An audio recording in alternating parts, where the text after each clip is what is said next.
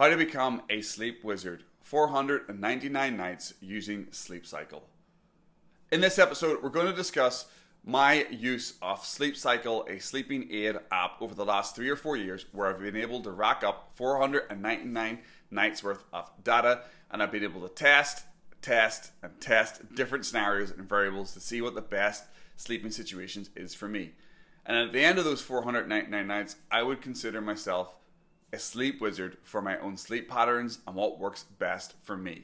And that's what we're going to be discussing really in this video. It's not really going to be an in-depth app review, but it's going to be more of a video where I talk about why I wanted to use a sleep app, the relief that I got from using it, and the situations that I was able to work out what's best and what's not good for me from using the app. And then it's just generally how I became a sleep wizard and a way that I can really manipulate what I do on a nightly basis to actually get the best night's sleep possible. So let's get into it. First of all, the question I'm going to start off with this episode and framing is, why would you want to use a sleep app? Well, for me, it was a little bit of frustration with the personal development industry. There are a number of gurus or specialists or Instagram famous personal development people or business entrepreneurs that are all like, sleep when you're dead, 6 hours sleep. Oh, I need 4 hours sleep. I get up, I work out 4 a.m. every morning, boom, lift weights, and then I crush it all day. And I've tried that, and I was very tired when I was getting out of bed after about 6 hours sleep, going to bed around about 11 o'clock at night, getting out of bed at 5. And it didn't work for me. But also, I know from my own life experience, sleeping in 9, 10, 11, 12 hours doesn't work for me either, because I feel groggy. So there's got to be somewhere in the middle. But where can I get that information to actually show me what is best for me? Is it 6.5 hours? Is it 7 hours? Is it 9.5 hours? What is the best situation for me? Because at the end of the day, we're all different. We all have different bodies. We call from different societies, and we all react differently. So it's important to actually test yourself over listening to what a super famous guru does, who only does 6 hours sleep, or another guru who sleeps 12 hours and crushes it. It's about finding what is optimal for you and what works best for you. And that's why I wanted to use the app. I wanted to ignore the voices out there, and I wanted to find out what was best for me. So hopefully in this video, I can show you what I did over the last 499 nights. Not the exactly last, but over the 3 or 4 years where I've been able to get that data, and show you how I've been able to develop myself into a sleep wizard for my best night's sleep. So let's dive into the data. As I'm talking here, I'm going to throw up some screen caps from the app so you can get a general view of what I'm talking about. I'm also going to use my notes, so I'm going to be looking down and talking while I'm having the information up on the screen. So let's get into it. First of all, let's look at the overview. I'll pop the overview up now. The overview for me was using this app, Sleep Cycle, was 76%, and my average night in bed was 7 hours and 41 minutes. Now, I can let you know that 7 hour and 41 minutes is more like 8 hours, because I typically turn the app off when the alarm goes off and I roll over for another 10 minutes, or I'm lying in bed. I don't quite jump out of bed. I'm not great at that, and that's something I'm still working on. So it's probably more around about 8 hours from the actual moment my feet hit the ground, if not a little more. One thing I do want to say about the Sleep Cycle app at this point, and one of the reasons why I really do enjoy using this particular app, Sleep Cycle, is the fact that it has a half an hour window where it wakes you up in the morning. It tracks your sleep cycle, and it will never wake you up with the alarm when you're in a deep sleep. It always wakes you up at the lighter part of your sleep. So over the last 4 years, and this has been a blessing, I have never actually been abruptly woken out of sleep by an alarm over the last 4 years, and that's been beautiful. Anyway, let's move on to some other results. The next one we're going to talk about is average by day, and this is the percentage over the last 499 nights, over the 499 nights that I've tracked.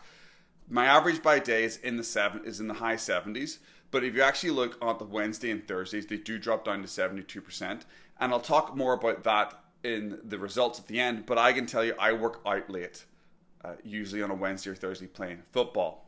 More on that later.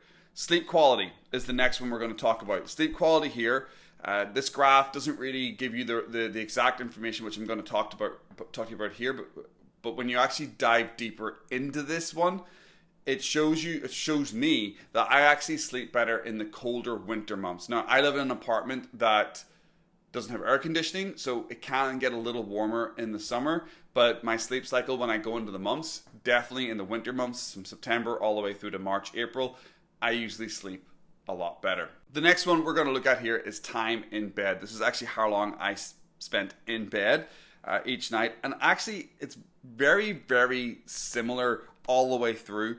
A little bit more time spent in on the Friday and Saturday nights, but not by much. Actually, one of my Friday night is actually lower than some of my midweek nights, and my Saturday night is on my results here. My Saturday night is my longest night in bed, which is pretty obvious. I think we all follow that track. But what I noticed from this, and I'll talk about this more in the results, is I'm generally in bed for about 8 hours any night of the week. It's a very set pattern that has developed since using this app. The next one we're going to talk about, unfortunately, is snoring. I snore from anywhere about 12 to 13 minutes to 12 to 17 minutes a night, unfortunately. But what the app is actually showing me is I typically snore mostly when I'm falling asleep. And that is when I'm lying on my back before going to bed. And that's typically the only time I actually snore throughout the night. So unfortunately, a little bit of a snorer, which isn't great, but the app has been able to show me when that snoring happens. The next one we're going to talk about, and actually one of my favorite ones here, is the heart rate app. In the morning when you wake up, it takes your heart rate, and in the morning when I wake up on most mornings, I'm between 62 to 66. But I've actually found on Sunday nights, which would probably be Monday morning, my heart rate is actually a little higher.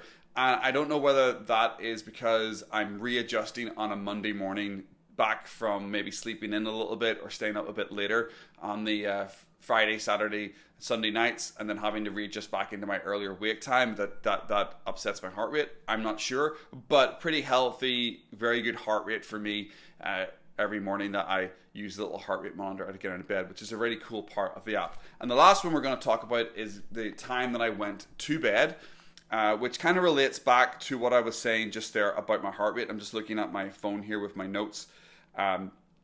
Typically on a Saturday night, I'm going to bed, a Friday and Saturday night, I'm going to bed at 10 o'clock or 10:24, as you can see on the screen. Sunday nights and all the rest of the week, which are kind of school nights, I'm usually going to bed at about 9:30 when I turn the app on, average.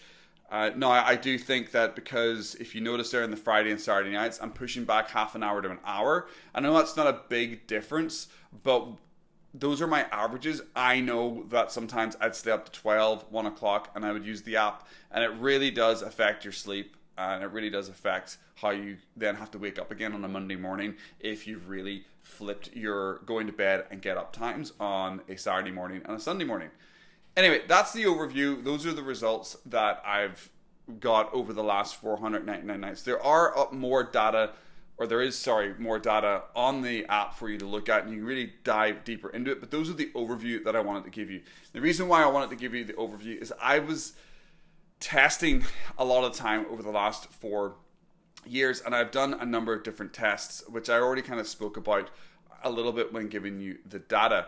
One of the main tests that I was able to work out, and something that I didn't know until I actually started using the app, was when I work out later at night, it affects my sleep. 3 or 4 years ago, I actually would go to yoga classes or work out late at night because I had heard out there that working out later at night is actually better for your sleep. But using this app and the result that I was able to get from that, and the relief and the solution from actually using this and testing, is I'm not good at doing a hard workout late at night. And the app has been able to help me in that. So if I want to work out hard, it's in the morning or in the afternoon is the best time for me.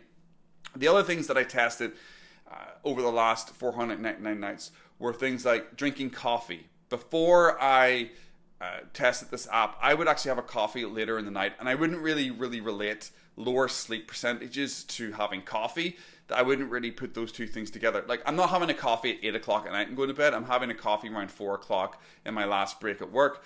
And through using this app and testing, I've actually worked out that I can't drink coffee past about 12 or 1 o'clock in the afternoon. I would actually probably say more like 12 o'clock.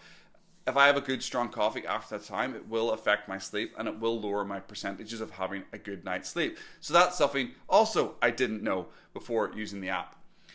The other thing I want to talk about, some obvious things, alcohol 100% affects my sleep. That's pretty obvious, but the app showed me that as well. It's actually quite dramatic, the effect alcohol. Some nights when I've gone to bed drunk and had the app on, my sleep has been as low as 50% on the app. So it really does hurt your averages when you are drinking coffee late at night or you're drinking alcohol, if that affects you in that way. I know alcohol definitely does with that.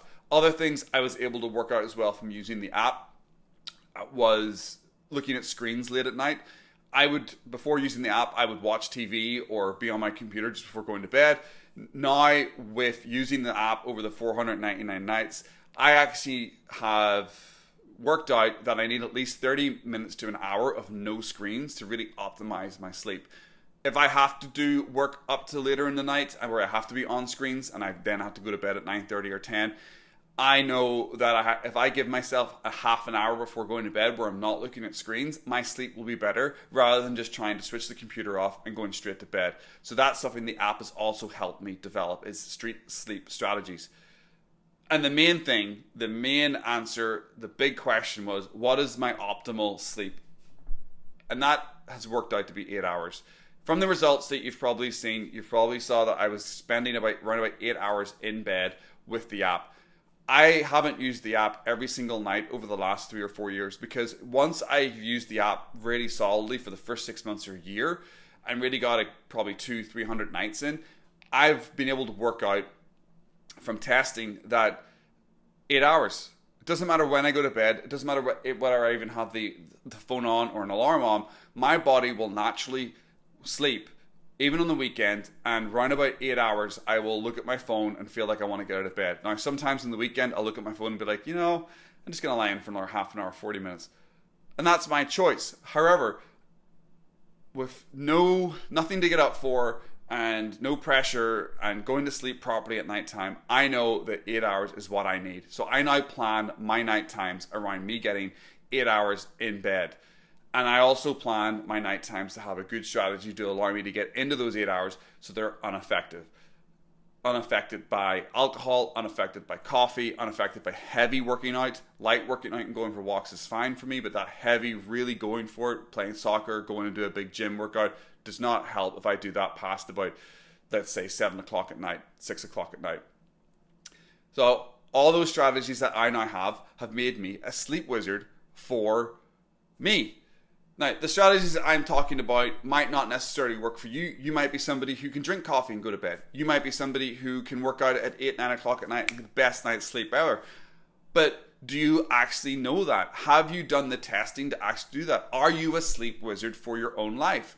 I would highly recommend that you purchase an app.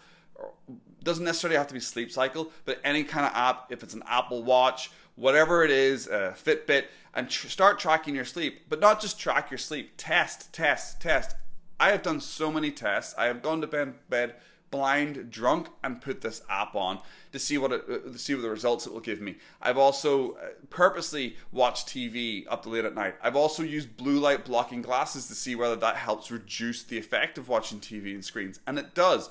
But still, not looking at screens, even having blue light blocking glasses on, not looking at screens ends up being better for me than looking at screens with those glasses on, even though the glasses do help. So there's lots of things in there that I've tested. There's lots of benefits that I've been able to create myself. And really, what's in it for you with this video? What does that mean? Thanks for the video, Steve. What does that mean? What it means is test. What it means is go out and get an app and make sure that if you're trying to optimize your life, maybe you're already doing the whole Gary Vee thing and only having 6 hours sleep and you're wondering why you're not succeeding. Because maybe you're a person that needs 10 hours sleep. And the only way really for you to work that out is to test. And not just test for a week. Actually give yourself a 6 months or a year time to do that. I've gone really in-depth with this. I've been holding on to this video for a while because I wanted to get up to a good number of nights and really test a lot of different variables. And that's hopefully what I've been able to provide you in this video. If you have any comments or any questions that you want to ask me, please let me know. And if you have any sleep strategies or sleep apps that you use that are fantastic and you think that I should try, let me know in the comments below. I really do hope this video has been useful. The reason why I use the app, the data that I've been able to gather over 409 nights, and really the relief that I've got from it and the strategies that I've been able to build really have made me a sleep wizard for myself. I now know how to pretty much guarantee myself a great night's sleep with the strategies and the data that I've been able to garner from this app over the last 3 or 4 years. If you like this video and you think it was useful, please give it a big thumbs up, hit that button for me, share it across other platforms. Apparently that helps the algorithm and other people will then come to my channel, which is kind of cool when you think about it. But also, if you really do like this kind of stuff and you want more of it, hit that subscribe button. I try to release videos every week around my goal of helping those that started late in personal development get started. I'm not a massive big guru. That's not how I aspire to be. I'm somebody who started late myself, and I want to provide other people in similar situations that sort of digestible, bite-sized weekly videos that are a lot more down to earth and common sense than some of these high-end entrepreneurs that are way out there in space land talking about the shit that they do on a day-to-day basis. Because in reality, the shit that they do is for the 1%, it's for the 5%, it's for the people who are already succeeding. It's not for those who are starting out. And trying to copy somebody like a Gary Vee or trying to copy somebody like a Tony Robbins straight off the bat, way too difficult. They've been on a lifetime journey. They've been doing it for 20 or 30 years. And I think personally, these types of people have forgot about the core basics that it takes to actually start on that struggle to success. Anyway, thanks very much for watching. I really do appreciate it if you got all the way through to this part of the video, and hopefully we will see you next time. Make it a good one.